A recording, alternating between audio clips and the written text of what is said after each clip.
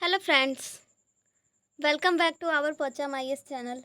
आज 12 सितंबर है और आज जो हम द हिंदू की जो लेटेस्ट न्यूज़ को कवर करेंगे उसमें सबसे फर्स्ट न्यूज़ है हमारे सुप्रीम कोर्ट का बयान। अगर विफल होगा कोई भी स्तंभ, यानी कि जो भी स्तंभ है जो हमारे संविधान के लिए, हमारे देश के लिए ज़रूरी है, अगर कोई भी स्तंभ उसमें से विफल होगा तो सुप्रीम कोर्ट उस पर कार्रवाई करेगा। उसके बाद हम देखेंगे पारदर्शी चुनाव की ओर। केरल में एसआईआर की प्रक्रिया जो है शुरू हो चुकी है, जल्दी होने वाली है, उसके बारे में।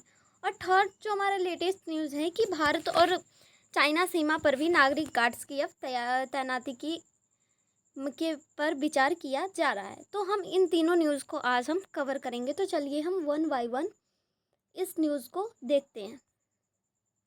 तो ये देखिए, won't sit idle if a wing democracy fails to discharge duties supreme court. अगर कोई भी स्तंभ इसमें से फेल हुआ तो सुप्रीम कोर्ट उस पर जो है सख्त कार्रवाई करेगा। अब ये चर्चा का विषय क्या है कि लोकतंत्र का कोई स्तंभ अपने कर्तव्य का पालन नहीं करेगा तो हम चुप नहीं बैठेंगे।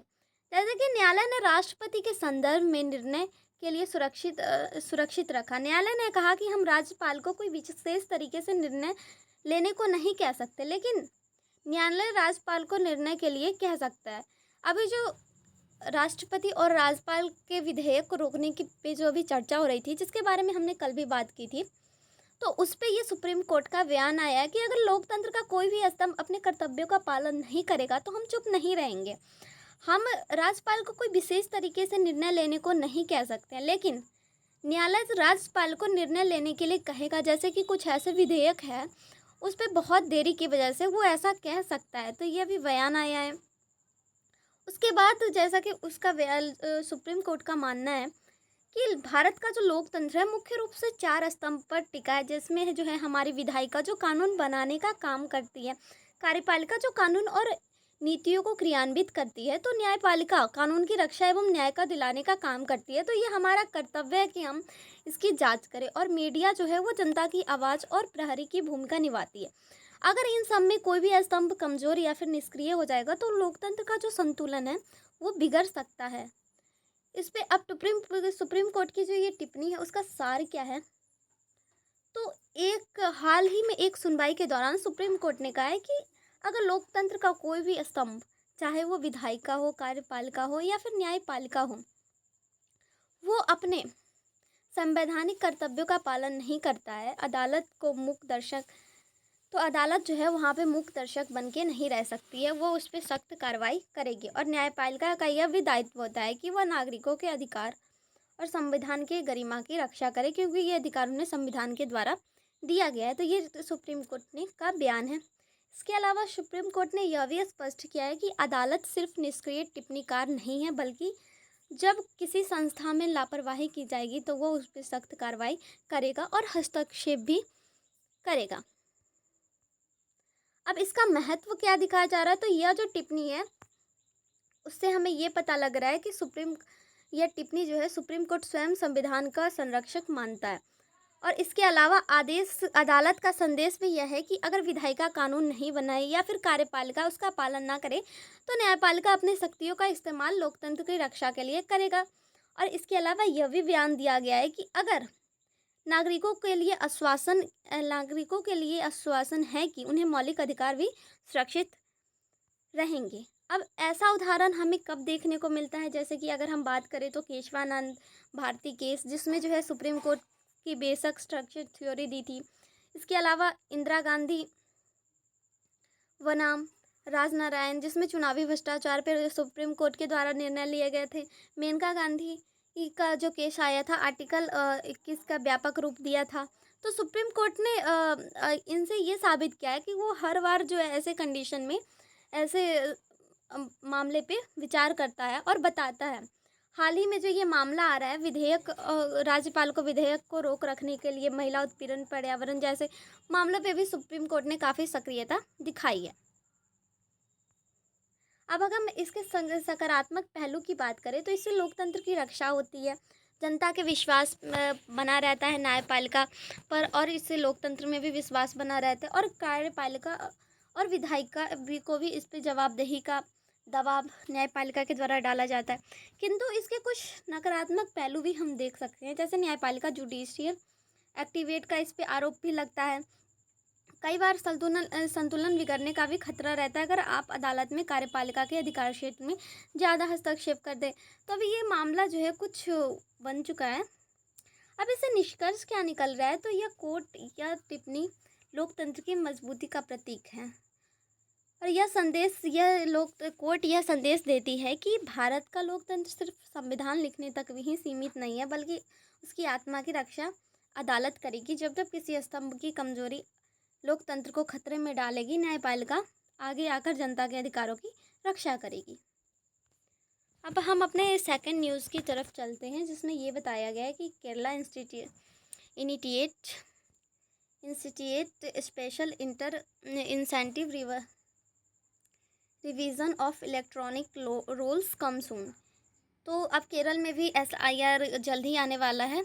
चीफ इलेक्ट्रॉनिक ऑफिसर रतन केरल के द्वारा ये कहा गया है, केलकर के द्वारा। तो केरल के मुख्य निर्वाचन अधिकारी रतन केलकर ने ये कहा है कि उनके कार्यकाल में भारत के जो चुनाव आयोग के द्वारा केरल में SIR कार्यक्रम की औपचारिक घोषणा का इंतजार रहा है, लेकिन यह संकेत दिया है कि इसकी जो शुरुआत है वो अक्टूबर में होगी। तो उनके कार्यकाल में इसकी घोषणा की गई है चुनाव आयोग के द्वारा, जिसकी जो है शुरुआत वो अक्टूबर के मंथ से हमें देखने को मिलेगी। इससे पहले जो है अभी बिहार राज्य में भी SIR की शुरुआत की गई है, हो चुकी है। अब इसकी पृष्ठभूमि के बारे में अगर हम थोड़ा सा बात करें, तो भारत में चुनाव आयोग ने राज्यों से कहा कि विधानसभा के चुनाव से पहले निर्वाचन को अपडेट करना जरूरी है। जब भी अगर विधानसभा का चुनाव होगा तो वहाँ पे जो है उसके निर्वाचन के लिए उसे अपडेट करना ज़रूरी होगा, क्योंकि बहुत सारे ऐसे नाम होंगे, ऐसे पर्सन भी होंगे जिनकी डेथ हो गई होगी, और बहुत सारे ऐसे लिस्ट होंगी जिनका नाम उसमें ऐड किया जाएगा। तो इससे उसे अपडेट करना ज़रूरी है। और सूची में योग्य व्यक्ति जो उसका नाम हो या जो नहीं रहे, उनके नाम को बाहर किया जाए। इसमें SIR के द्वारा ये अपडेट हो गई। तो बिहार में स्पेशल इंसेंटिव रिवीजन की प्रक्रिया हुई, जिसमें बहुत बड़ी संख्या में लोगों के नाम भी जोड़े गए और निकाले भी गए। अब केरल के मुख्य निर्वाचन अधिकारी डॉक्टर रतन केलकर ने कहा है कि केरल राज्य में बिहार के मॉडल को अपनाने की भी तैयारी हो रही है। अब हम थोड़ा सा बात कर लेते हैं SIR के बारे में। तो SIR से मतलब होता है special incentive revision of electoral rolls. यह जो है निर्वाचन सूची का गहन पुनरीक्षण किया जाता है, और यह जो है हर चुनाव से पहले मतदाता सूची को, क्योंकि हर चुनाव से पहले मतदाता सूची अपडेट होती है, यह जो है सालाना प्रक्रिया होती है। लेकिन कभी कभी चुनाव से पहले बहुत सारे गलत नाम, डुप्लीकेट और अधूरे पाए जाते हैं, नाम जो है अधूरे पाए जाते हैं, अपडेट नहीं हो पाते हैं। तो इसी के लिए ये SIR ऐसे चीज़ों को अपडेट करता है। अब इसमें क्या क्या होते हैं, तो बेसिक अगर हम बात करें तो इसमें बेसिक ईयर तय करना, जैसे कि बिहार और केरल में मतदाता सूची का आधार बनाया गया है इसमें। और घर घर जाकर जांच और बूथ अधिकारियों को फॉर्म बांटना और उनसे जानकारी इकट्ठा करना। जो 18 से ऊपर के हो गए हैं उनका दस्तावेज़ में नाम जोड़ना, गलत या फिर डुप्लीकेट जो नाम है उसको हटाने की प्रक्रिया भी इसमें की जा रही है। अब दस्तावेज़ में ज़रूरी क्या है, तो उम्र, पहचान को साबित करने के लिए जैसे नागरिकों के पास प्रमाण पत्र, आधार कार्ड, राशन कार्ड, ID आदि भी मांगे जा सकते हैं। इसके अलावा इसमें जो प्रकाशित सूची होती है उसमें नई संशोधित सूची को जनता के लिए जारी भी किया जाता है। और जैसे कि कुछ आपत्ति एवं दावे भी होते हैं कि अगर किसी का नाम गलत है या फिर छूट गया है तो वो इस पर आपत्ति भी कर सकता है, अपना नाम भी सुधार करवा सकता है। अब ये ज़रूरी क्यों है, तो इसके ज़रूरी होने का ये कारण है कि फर्जी वोटिंग को इससे रोका जा सके, और जो नागरिक इसके योग्य है उनको इसमें डाला जाए, और जो अयोग्य नहीं है उनको यहाँ से हटा दिया जाए। जैसे कि कुछ की डेथ हो गई है तो वैसे पर्सन को इससे हटा दिया जाता है, और इससे जो है चुनाव की पारदर्शिता और निष्पक्षता भी बनी रहती है। क्योंकि बहुत सारे ऐसे भी केस आए हैं जिस पे चुनाव आयोग के पारदर्शिता एवं निष्पक्षता पर भी सवाल उठाए गए। मतलब यह साफ होता है कि SIR एक विशेष अभियान है जिससे कि वोटर लिस्ट की पूरी तरह से जांच एवं सुधार किया जाता है। अब अगर हम केरल में इसके मॉडल को देखें तो बिहार जैसा मॉडल आएगा। इसमें जो है केरल में यह भी कहा जा रहा है कि ये 2002 के निर्वाचन की सूची के आधार पर इस्तेमाल किया जाएगा और इसमें जो है घरेलू स्तर पर फॉर्म का वितरण किया जाएगा। अब वर्तमान स्थिति के बारे में थोड़ा सा अगर हम देखें तो अभी केरल में आधिकारिक घोषणा हुई है, बल्कि इसकी जो प्रक्रिया होने वाली है। बिहार जैसे ही इसमें पूरी तरह लागू होगा और सीईओ ने कहा है कि ये विधान चुनाव सभा के चुनाव से पहले इसका निर्देशन जारी होगा। और केरल निर्वाचन विभाग अपने वेबसाइट इलेक्ट्रॉल रोल PSIR 2002 के नाम से एक पेज भी तैयार कर चुका है, जिसमें जो है जहां जो है निर्वाचन क्षेत्र को चुनकर बूथ स्तरीय वोटर को भी डाउनलोड कर सकते हैं। अब हमारी थर्ड न्यूज़ जो है, government contemplates raising civil border guard along China border. तो चाइना बॉर्डर पे जो है अभी भारत सरकार के द्वारा ये विचार किया जा रहा है कि चाइना बॉर्डर पे भी हम विंग होम गार्ड्स की तैनाती की योजना पे भी विचार किया जा रहा है। तो चलिए अब हम इसे देखते हैं। तो अभी तक VWHG बटालियन की तैनाती मुख्य रूप से भारत पाकिस्तान वाले सीमावर्ती राज्यों पर किए गए थे, जैसे कि पंजाब, राजस्थान, गुजरात आदि में। किंतु और जिसका मुख्य कार्य होता था कि सीमा सुरक्षा या फिर केंद्रीय बलों की सहायक इकाई के रूप में काम करना। इसके अलावा स्थानीय लोगों की भर्ती आधारित होना, जैसे कि उसमें स्थानीय लोग भी जो वहाँ के हैं वो भी इसमें भर्ती होते थे, ताकि सीमावर्ती इलाकों की निगरानी एवं संग्रहण में मदद मिले। और आपातकाल की या फिर संकट की घड़ी में अतिरिक्त बल भी इसके द्वारा उपलब्ध कराया जाता था। अब इसी तरह जो है चाइना सीमा पे भी तैनाती के बारे में सोचा जा रहा है, जैसे कि ITBP Indo Tibetan border police पहले से ही चीनी सीमा पे तैनात है, लेकिन सीमा जो है बहुत लंबी है, लगभग 3488 किलोमीटर, और कठिन पहाड़ियाँ भी इसमें फैली है, जैसे कि चाइना से सटे बॉर्डर हमारे पूर्वोत्तर के राज्य हो गए। और स्थानीय युवाओं एवं नागरिकों को भी इसमें शामिल करने की बात की जा रही है, ताकि जो है फोर्स मल्टीप्लायर तैयार किया जा सके और इससे जो है निगरानी की क्षमता भी बढ़ाई जा सके। अब छोटे छोटे फॉरवर्ड एरिया और गाँव की रक्षा भी इसे बेहतर ढंग से की जा सकेगी।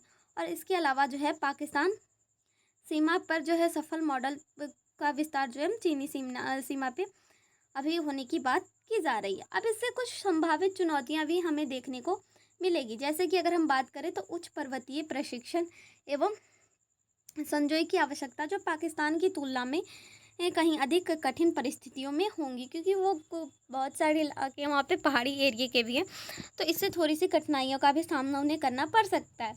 इसके अलावा अगर हम बात करें तो कमान और नियंत्रण के लिए जैसे कि ITBP होंगी, और उसके अलावा होम गार्ड्स के बीच तालमेल को भी सुरक्षित करना होगा, क्योंकि इससे भी कुछ चुनौतियाँ और आपसी मतभेद की भी संभावना हो सकती है, तो इसे भी सुनिश्चित करना होगा। और इसके अलावा जो है कूटनीतिक संदेश, क्योंकि चीन इस कदम में सैन्यकरण की दिशा में एक और प्रयास मान सकता है। चीन के द्वारा ये भी कहा जा सकता है कि हाँ, ये सैन्यकरण की दिशा में एक और प्रयास है। तो कुल मिलाकर इस योजना पे अभी विचार किया जा रहा है। यदि लागू होती है तो भारत एवं चीन की सीमा के पास के लोगों की भागीदारी इसमें बहुत अधिक बढ़ जाएगी, और सहायक बल से सीमा सुरक्षा के सुधार में भी उम्मीद की जा सकती है। तो इसी के साथ हमने इन तीनों न्यूज़ को कवर किया। तो आप लोग जुड़े रहिए हमारे साथ। Thank you.